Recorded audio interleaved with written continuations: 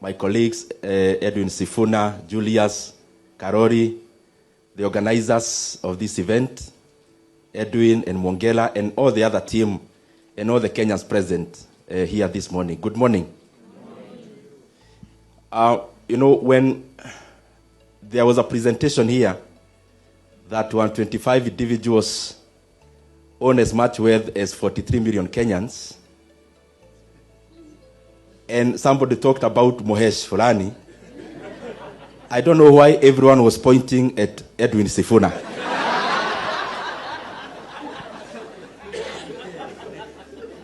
And I don't also know why the people on this side were focusing on Karori Omondi.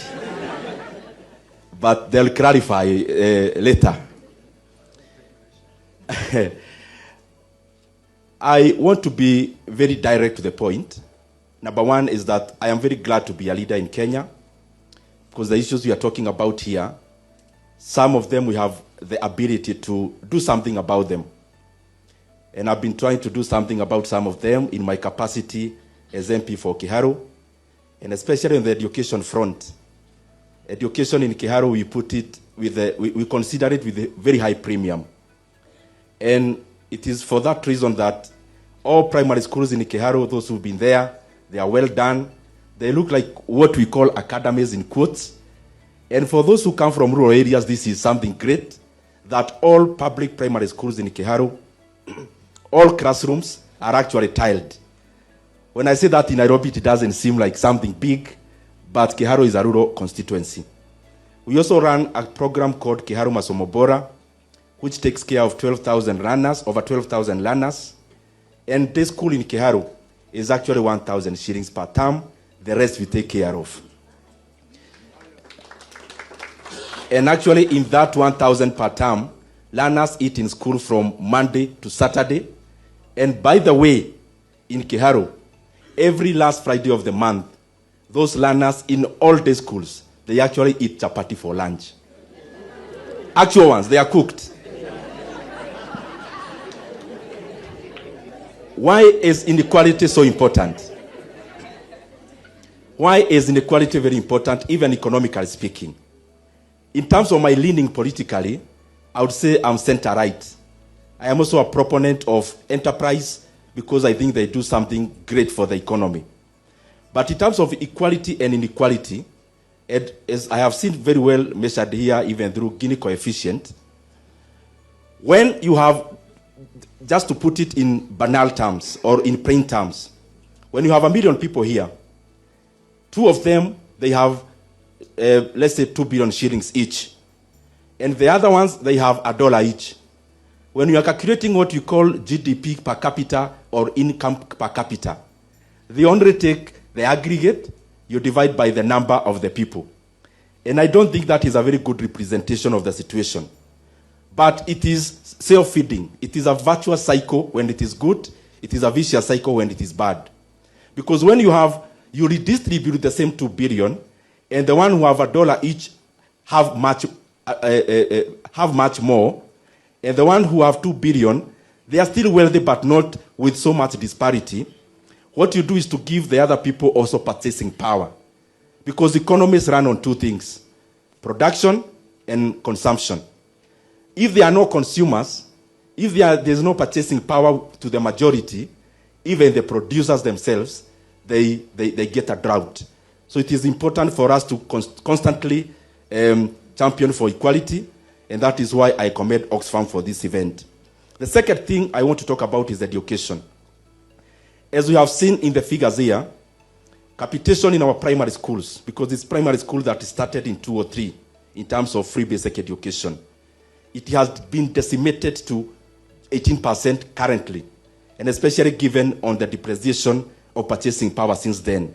The figure hasn't changed, but the purchasing power of that figure has shrunk to 18%. Now, this is the bad news I want to give Kenyans, because part of our work is also to sensitize. The principals in our day schools as we talk today now, and I'm sending my brother PS, and I recognize your presence here.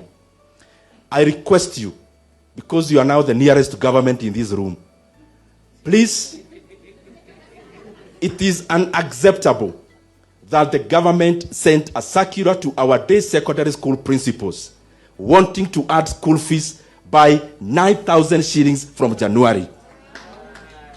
And I just want to request you, as a member of parliament for Kiharu, free basic education is important even for bridging the inequality gap, for building capacity of Kenyans, and I want to assure you as member for Kiharu, there will be no school fees that will be increased in January as far as we are still serving Kenyans. And therefore the government need to reconsider. Some of these things are not issues of discussion. You cannot take away from Kenyans things that are good. Governance is about progress, not going backwards. You can only add into the gains. And therefore, that issue of the school increment cannot be accepted.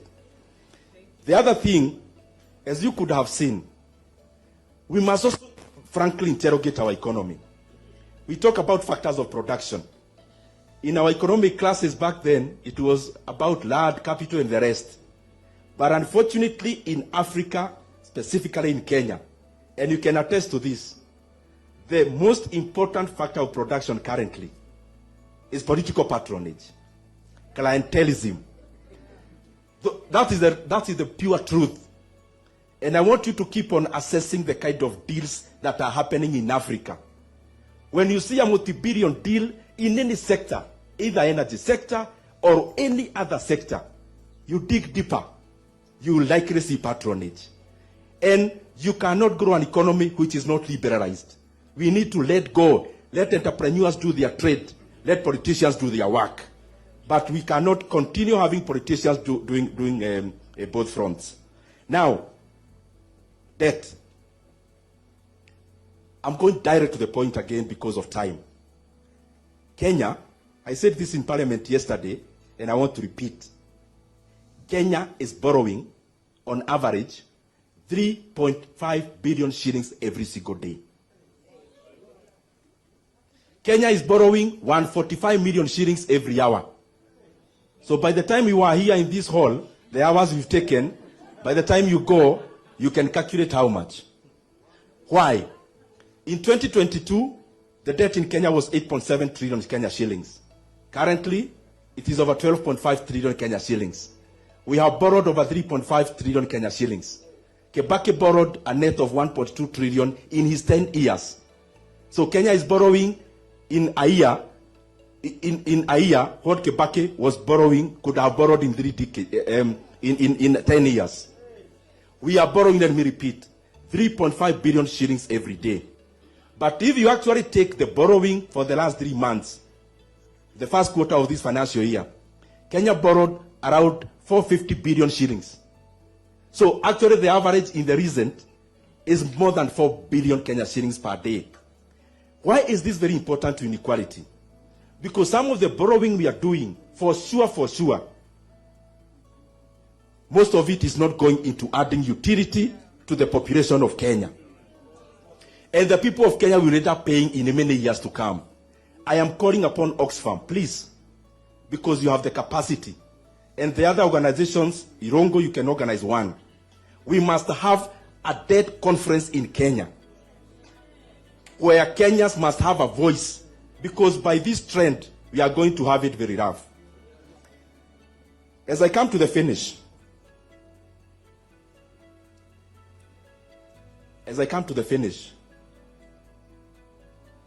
please, I will talk slowly as I finish.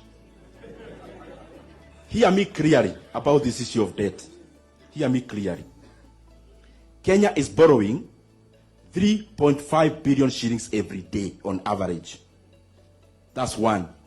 Secondly, because people say, oh, Kibaki also borrowed, Uhuru also borrowed. Now listen to this. Besides that borrowing that is in the book, from this financial year, Kenya has also become clever, as Kibaki was saying. And we are now borrowing even off the book. In the book debt is 12.5 trillion. There are other semantics you hear flying around. One is called securitization. Securitization is an illegal debt of 175 billion already taken. It was nowhere in the budget. There's no document anywhere about securitization. The banks who participated they also need to learn a lesson that when time for repayment comes, they'll have to look for the people they talked to. If they'll not be around, they know what to do. The second debt that is illegal is called Talanta Board. The stadiums you see, Kenya borrowed 44.5 billion Kenya shillings through a board. But the interest rate for that money in 15 years, the interest rate alone is 100 billion Kenya shillings. That is why the Talanta Stadium you see, we are told the value, the cost is 44.5 billion. The real cost is over 145 billion Kenya shillings. And I challenge anyone, including the National Treasury, challenge my figures.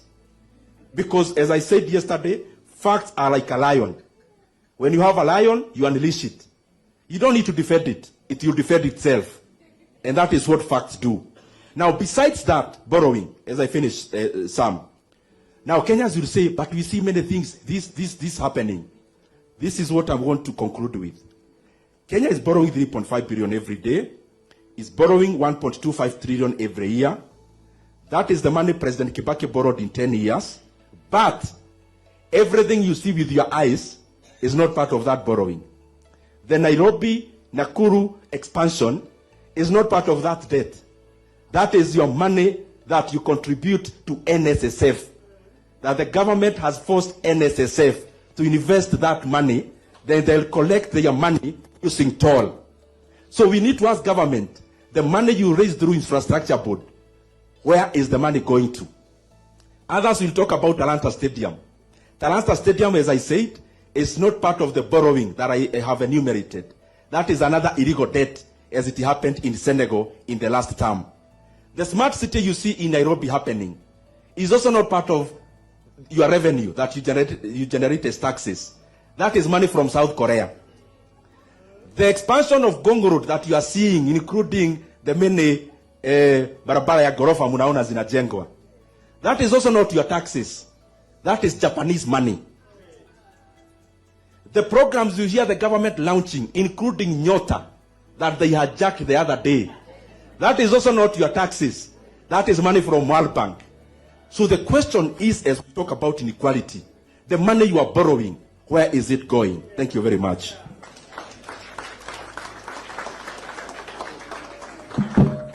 Thank you so much, Mheshimiwa.